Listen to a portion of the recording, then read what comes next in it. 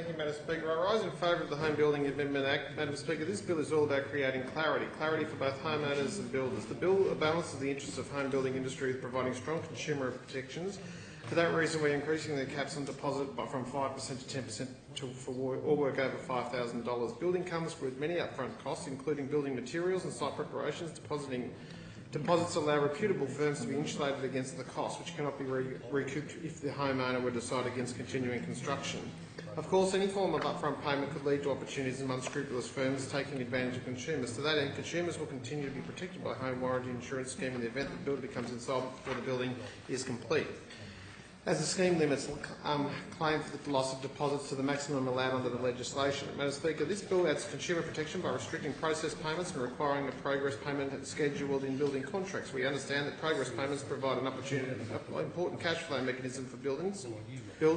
Therefore, we have drafted this bill in consultation with industry. However, as I previously mentioned, upfront payments and progress payments can leave consumers vulnerable to opportunistic and unscrupulous providers. For the first part of the bill is the first payment under this bill is a specified amount or percentage once the specific stage has been completed. Furthermore, the bill ensures that clear language is used when describing the stages. This clarity would reduce disputes over when the payment is due. Furthermore, the bill requires a schedule of progress payments, which also ensures clarity and transparency. This empowers the homeowners to know when payment is due and is good for builders as they are likely to get payment on time. The second type of progress payment that is allowed is the bill for work already completed or costs already incurred with the payment of the builder's margin. Supporting evidence such as invoices and receipts must be provided to the homeowner to ensure they are only paying the costs already incurred. These amendments create more transparency in regards to progress payments, which makes it more difficult for unscrupulous builders to rip off builders, but also makes it easier for reputable builders to receive progress payments. This should also reduce the number of disputes over payment, which should lead to lower costs. We are also making changes to the dispute resolution process. Currently, New South Wales Fair Trading does an excellent job with a free informal dispute resolution service. Where disputes are not resolved, home building service inspectors will mediate on site to inspect the site. They may issue a rectification order directing licences to undertake rectification of defective work. The bill strengthens rectification orders by providing a breach of an offence under the Act. Furthermore, New South Wales Fair Trading inspectors are provided with the capacity to issue penalty notice such as offences. Additionally, non-compliance will be considered a breach of the building licence. The bill also clarifies that rectification orders may require the payment of money due under the contract by the homeowner. This improves the payment prospect for builders. This is an excellent example of the bill providing improved clarity and improved outcomes for both homeowners and builders.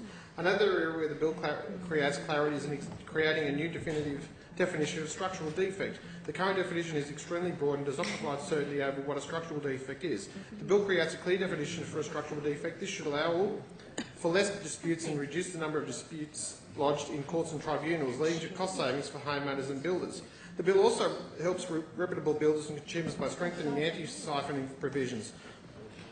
Anti-phoenixing provisions. Phoenixing is an act where unscrupulous traders create short-term entities with the intention of gaining upfront payments, then forcing it into insolvency, ultimately dudding consumers. Consumers are left with the loss of advance payment, incomplete work and defective buildings, which they may not be able to afford to repair. But these unscrupulous individuals then go and start another company to rip off even more consumers. Also, legitimate operators also suffer as a result of these Phoenix operations, as they lose customers to Phoenix underquoting. These Phoenix companies may also increase the amount of home warranty insurance claims, which increases premiums for reputable operators. This bill strengthens anti-phoenixing measures by 1. Extending Fair Trading's power to refuse licences and certificates to applicants who have been involved in companies that have been placed under external administration within the previous 3 years.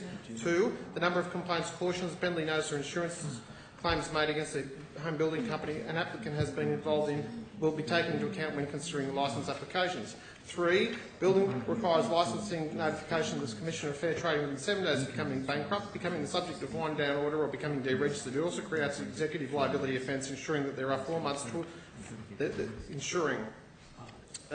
providing reassurance. 4.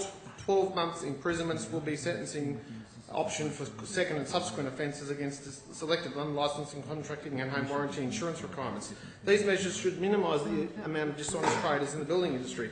The bill recognises the right of homeowners to work on their own home, hence they require a permit, not a licence. However, some have misused owner building provisions, instead building dual occupancies with the intent of subdividing, which goes against the intent of the Act and circumvents licensing requirements. Therefore, unless they hold a permit approved by the Secretary, they are restricted from working on a dual occupancy. However, secondary buildings such as granny flats are permitted to be built by owner builders under the new Act. Mr Acting Speaker, the bill creates help consumer protections by encouraging clarity and transparency. It helps to create certainty for reputable buildings and protects consumers against those dishonest operators. I commend the bill to the House.